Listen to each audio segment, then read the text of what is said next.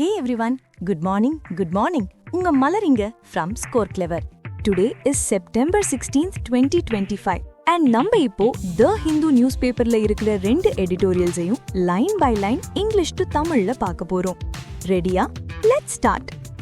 First editorial ஓட title Field and Fraternity on the India-Pakistan Asia Cup match. இதோட subtitle Sport is political. But it must not be the stage for a theater of conflict. விளையாட்டு அரசியல் சார்ந்ததுதான், ஆனா அது ஒரு மோதல் நடக்கிற நாடக மேடையா மாறிடக்கூடாது. Let's dive in.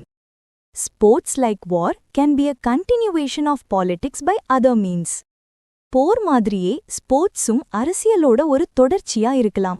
ஆனா அரசியலோட எல்லா வடிவங்களையும் கேள்வி கேட்கறதுல ஒரு அர்த்தம் இருக்கு. The India-Pakistan Asia Cup match on September 14, 2025 was preceded by demands that it be suspended. September 14ஆம் தேதி நடக்கப்போற இந்தியா-பாகிஸ்தான் ஏசியா கப் மேட்ச சஸ்பெண்ட் பண்ணணும், அதாவது நிறுத்தி வைக்கணும்னு அதுக்கு முன்னாடியே கோரிக்கைகள் வந்துச்சு. Shiv Sena CM leader Uddhav Thackeray called it an insult to national sentiment. Shiv Sena தலைவர் உத்தவ் தாக்கரே இது தேசிய உணர்வுகளுக்கு ஏற்பட்ட அவமானம்னு சொன்னாரு.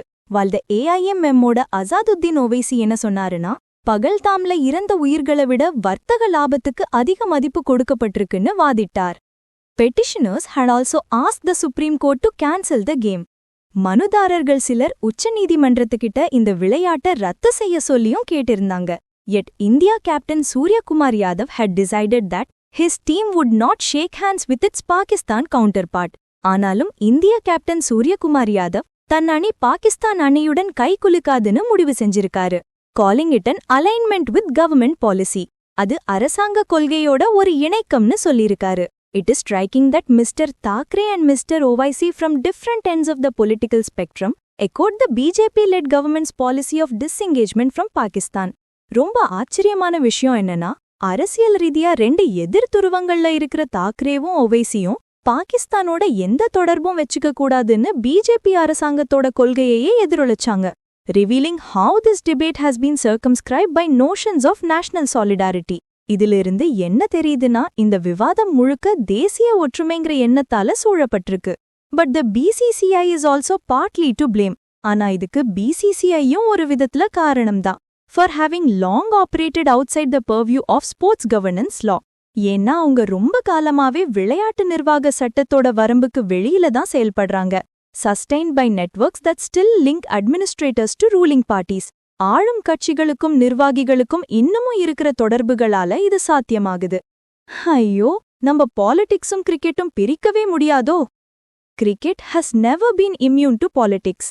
கிரிக்கெட் எப்போதுமே அரசியல்ல இருந்து தப்பிச்சதில்ல. Colonial India used it to negotiate power with imperial rulers.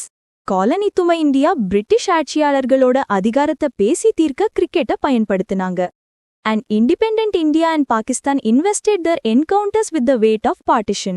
சுதந்திர இந்தியாவும் பாகிஸ்தானும் அவங்க மோதுற ஒவ்வொரு போட்டியிலையும் பிரிவினையோட பாரத்தை சுமத்துனாங்க. Yet cricket, especially in the 1970s and 2000s, opened spaces for contact. ஆனாலும் கிரிக்கெட் குறிப்பாக 1970கள்லயும் 2000கள்லயும் இரு நாடுகளுக்கும் இடையில ஒரு தொடர்பு ஏற்படுத்துச்சு. with the field allowing a rivalry that was sporting rather than military. அந்த விளையாட்டுக்களம் ராணுவ ரீதியான போட்டிக்கு பதிலா விளையாட்டு ரீதியான போட்டிக்கு இடம் கொடுத்துச்சு. Today, this tradition is being eroded by the collective transformation of cricket into another theater of conflict. ஆனா இன்னிக்கு இந்த பாரம்பரியம் கொஞ்சம் கொஞ்சமா அழிக்கப்பட்டு கிரிக்கெட் இன்னொரு மோதல் களமா ஒட்டுமொத்தமா மாத்தப்படுது. Sports persons are not soldiers and their gestures matter because they dramatize fellowship. விளையாட்டு வீரர்கள் ராணுவ வீரர்கள் கிடையாது, அவங்க சைகைகள் ரொம்ப முக்கியம், ஏன்னா அது தோழமையை வெளிப்படுத்துது. To withdraw from even this minimal courtesy confuses solidarity with victims of terrorism with the repudiation of fellow athletes. இந்த குறைந்தபட்ச மரியாதையிலிருந்து கூட விலகிறது பயங்கரவாதத்தால் பாதிக்கப்பட்டவர்களோட ஒற்றுமையா இருக்கிறத சக விளையாட்டு வீரர்களை நிராகரிக்கிறது கூட குழப்பிக்கிற மாதிரி இருக்கு. The Asia Cup game showed how far Indian cricket has moved from the position that sport affirms the fraternity of ordinary life. இந்த ஏசியா கப் விளையாட்டு இந்திய கிரிக்கெட் அதோட பழைய நிலைப்பாட்டில இருந்து எவ்வளவு தூரம் விலகி போயிருக்குன்னு காட்டுது. அதாவது விளையாட்டுங்கிறது சாதாரண வாழ்க்கையோட சகோதரத்துவத்தை உறுதி செய்யற ஒரு விஷயம். with its rituals of rivalry and joy rising in defiance of violence and bloodshed. அதுல போட்டி இருக்கும், சந்தோஷம் இருக்கும், ஆனா அதெல்லாம் வன்முறை மற்றும் இரத்தக்களரியை எதிர்த்து நிக்கிற விஷயங்களா இருக்கும். It is bad enough that the ICC places the India and the Pakistan teams in the same group in multilateral tournaments. பல நாடுகள் பங்கேற்கும் போட்டிகள்ல ICC இந்தியாவையும் பாகிஸ்தானையும் ஒரே குரூப்ல போடுறதே ஒரு மோசமான விஷயம். Creating repeated matchups to go with the inordinate influence the BCCI exerts on these events. இது திரும்ப ஒரே மாதிரி போட்டிகளை உருவாக்கும். அது மட்டும் இல்லாம இந்த நிகழ்வுகள்ல BCCI செலுத்துற அதிக செல்வாக்குக்கும் இது உதவும். Rather than compound these artificialities, Surya Kumar and team should adopt the more responsible course and restore handshaking for the rest of the tournament. இந்த செயற்கையான விஷயங்களை இன்னும் அதிகப்படுத்துறதுக்கு பதிலா சூரியகுமார் மற்றும் அணியின் மேல ஒரு வழியை தேர்ந்தெடுத்துக்கணும் மற்றும் டோர்னமெண்ட் முடியிற வரைக்கும் கை கொலுக்கிற பழக்கத்தை திரும்ப கொண்டு வரணும். Sport is political, but it does not have to be war minus the shooting. விளையாட்டு அரசியல் சார்ந்ததுதான், ஆனா அது துப்பாக்கி சூடு இல்லாத போர் மாதிரி இருக்க வேண்டிய அவசியமில்ல. International contest might mimic warfare. சர்வதேச போட்டிகள் ஒரு போரை பிரதிபலிக்கலாம். But the whole point of sport is lost if sportspersons behave as proxies of political leaders seeking to inflame passions to polarize people. ஆனா மக்களை பிரிக்கவும் உணர்ச்சிகளை தூண்டவும் நினைக்கிற அரசியல் தலைவர்களோட பிரதிநிதிகளா விளையாட்டு வீரர்கள் நடந்துக்கிட்டா விளையாட்டோட நோக்கமே இல்லாம போயிடும். Absolutely true. Okay guys, ஒரு சின்ன பிரேக், பட் ரொம்ப இம்பார்ட்டன்டான பிரேக். UPSC ஆஸ்பிரன்ஸ்க்கு vocab தான் பெரிய தலைவலி, கரெக்டா? vocabularies, idioms, phrasal verbs எவ்வளவு படிச்சாலும் மறந்துடுதுன்னு ஃபீல் பண்றீங்களா? இனிமே அந்த கவலை வேண்டாம். கூகுள் பிளே ஸ்டோர்ல நம்ம ஸ்கோர் கிளவர் ஆப் இருக்கு. அதுல இந்த vocabs, idioms எல்லாத்தையும் படிக்க ஒரு யூனிக் லேர்னிங் டெக்னிக் யூஸ் பண்றோம். ஒரு தடவை படிச்சா போதும், லைஃப் லாங் மறக்கவே மறக்காது. லேர்னிங்க ஃபன்னா மாத்திட்டோம். So don't wait. பாட்காஸ்ட் முடிஞ்சதும் ஆப் டவுன்லோட் பண்ணி செக் பண்ணுங்க. Now back to our second editorial. Second எடிட்டோரியலோட title divided state on the US a fractured polity. இதோட subtitle The US needs a new enlightened leadership in the two major parties. அமெரிக்காவுல இருக்கிற ரெண்டு முக்கிய கட்சிகளுக்கும் ஒரு புதிய அறிவொளி பெற்ற தலைமை தேவைப்படுது. Let's see what's happening in the US. The shooting of Charlie Kirk, a controversial, outspoken, conservative commentator and political ally of US President Donald Trump. Charlie கர்க்னு ஒருத்தர், அவர் ஒரு சர்ச்சைக்காலான வெளிப்படையா பேசக்கூடிய கன்சர்வேட்டிவ் காமெண்டேட்டர், அதாவது பழமைவாத கருத்துரையாளர் அண்ட் பிரசிடென்ட் டொனால்ட் ட்ரம்போட அரசியல் கூட்டாளி, has revealed once again the depth of polarization of opinion in the country. அவரை சுட்ட சம்பவம் அமெரிக்காவுல கருத்து வேறுபாடுகளோட பிளவு எவ்வளவு ஆழமா இருக்குங்கிறத மறுபடியும் வெளிக்காட்டியிருக்கு. And its disturbing proclivity towards using lethal violence to settle debates. அது மட்டும் இல்லாம விவாதங்களை முடிக்கிறதுக்கு கொடூரமான வன்முறையை பயன்படுத்துற அந்த நாட்டோட ஒரு கவலைக்குரிய போக்கையும் காட்டுது. Ironically, Kirk was a vocal advocate of the Second Amendment right to bear arms. இதுல என்ன ஒரு ஐரனினா, இந்த கர்க் அவரே துப்பாக்கி வச்சுக்கிறதுக்கு சப்போர்ட் பண்ணி பேசுற second amendment supporter, even as he espoused a range of right-wing values at liberal university campuses. அதுவும் லிபரல் பல்கலைக்கழக வளாகங்கள்ல அவர் பல வலதுசாரி கொள்கைகளை ஆதரிச்சு பேசினாரு. And in curbing abortion rights, கருக்கலைப்பு உரிமைகளை கட்டுப்படுத்துறது and limiting the rights of transgender and LGBTQ persons, திருநங்கைகள் மற்றும் LGBTQ சமூகத்தினரோட உரிமைகளை குறைக்கிறது. All the while recruiting young voters to the Republican cause. இது எல்லாம் செஞ்சுக்கிட்டே குடியரசு கட்சிக்கு இளம் வாக்காளர்களை சேர்த்தாரு. The man arrested on suspicion of shooting him, Tyler Robinson, is said to have diverged from his own conservative family roots. அவரை சுட்ட சந்தேகத்துல கைது செய்யப்பட்ட டைலர் ராபின்சன் தன்னோட பழமைவாத குழும்ப பின்னணியிலிருந்து விலகி போனவர்னு சொல்லப்படுது. Although few specifics or possible motives are established so far. ஆனாலும் இதுக்கான தெளிவான காரணங்களோ நோக்கங்களோ இன்னும் கண்டுபிடிக்கப்படல. This much is clear. ஆனா ஒரு விஷயம் தெளிவா தெரியுது.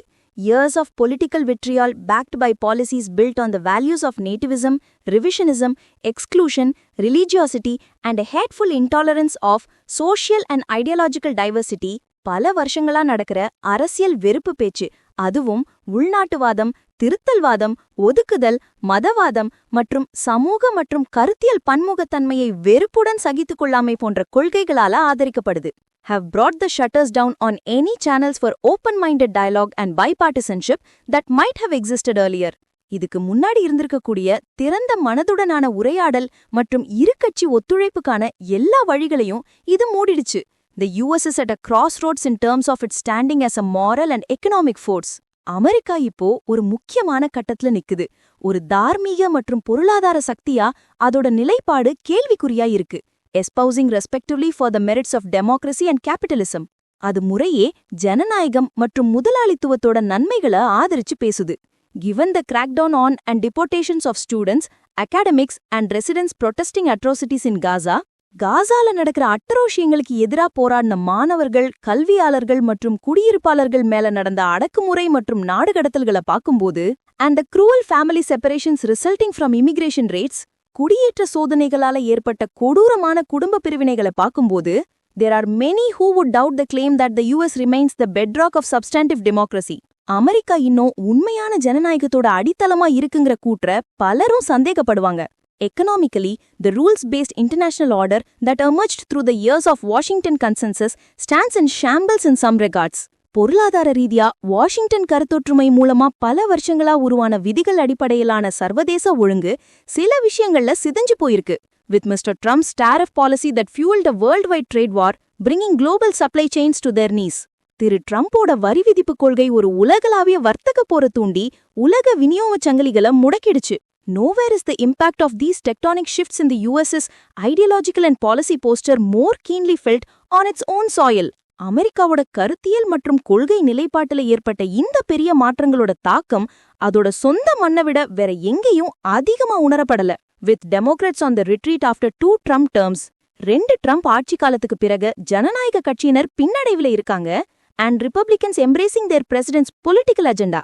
குடியரசு கட்சியினர் அவங்க ஜனாதிபதியோட அரசியல் சேஃப் திட்டத்தை ஏத்துக்கிட்டாங்க, which is only an amorphous version of the classic conservatism that many of them adhere to. அதுவும் அவங்கள பலர் கடைபிடிக்கிற பழமைவாதத்தோட ஒரு தெளிவற்ற வடிவம்தான் அது. When conversations across the aisle fall silent, கட்சிகளுக்கு இடையிலான உரையாடல்கள் நின்று போகும்போது, fear looms large, especially for minorities pushed to the fringes of the political discourse. பயம் பெருசா சூழ்ந்து நிக்குது, குறிப்பா அரசியல் உரையாடலோட ஓரத்துக்கு தள்ளப்பட்ட சிறுபான்மையினருக்கு. And the desperate on all sides fall back on toxic gun culture to give vent to their frustrations with the status quo. எல்லா பக்கத்துலயும் இருக்கிற விரக்தியில இருக்கிறவங்க தங்களோட ஏமாற்றங்களை அந்த நச்சுத்தனமான துப்பாக்கி கலாச்சாரத்தை நம்பி இருக்காங்க.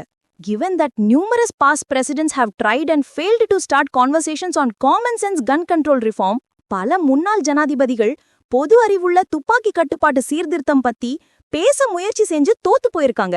இதுல பராக் ஒபாமா மட்டுமே குறைஞ்சது 17 தடவை அப்படி ஒரு சட்டத்தை பாராளுமன்றத்துல கொண்டு வர முயற்சி செஞ்சிருக்காரு.